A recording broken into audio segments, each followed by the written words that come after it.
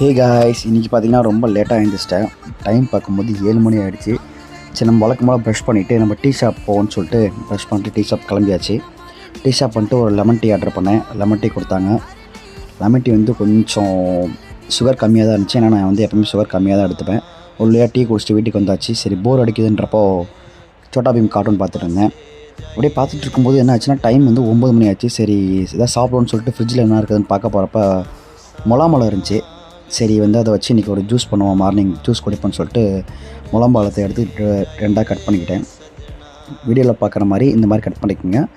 Cut பண்ணும்போது கொஞ்சம் சேஃபாக கட் பண்ணுங்கள். ஸோ அதனால் இங்கே பாருங்கள், இந்த மாதிரி கட் பண்ணிக்கிட்டேன். அந்த உள்ளே இருக்க சீட்ஸை எப்படி எடுக்கிறேன்னா, அந்த மாதிரி ஒரு லேடை எடுத்து இந்த மாதிரி ஒரு சின்ன ரோல் பண்ணோன்னா அந்த உள்ளே இருக்க சீட்ஸ்லாம் வெளியில் வந்துடும். இந்த மாதிரி பண்ணுறப்போ ஒரு ஈஸியாக இருக்கும்.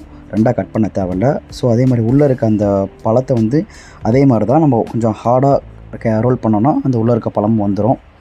இங்கே பாருங்கள், வீடியோவில் காமிக்கிற மாதிரி இந்த மாதிரி ரோல் பண்ணி எடுத்துக்கோங்க.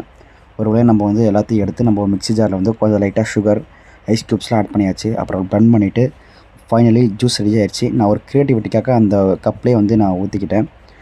அதுக்கப்புறம் ஃபைனலாக நம்ம டேஸ்ட் பண்ணி பார்க்கலான்னு சொல்லிட்டு டேஸ்ட் பண்ணுறப்போ ஓகே, பர்ஃபெக்டாக இருந்துச்சு. பட் ஆனால் நான் வந்து சுகர் கம்மி ஆட் பண்ணனால கொஞ்சம் நார்மலாக தான் இருந்துச்சு. வீடியோ பிடிச்சா லைக் பண்ணுங்கள். பாய்.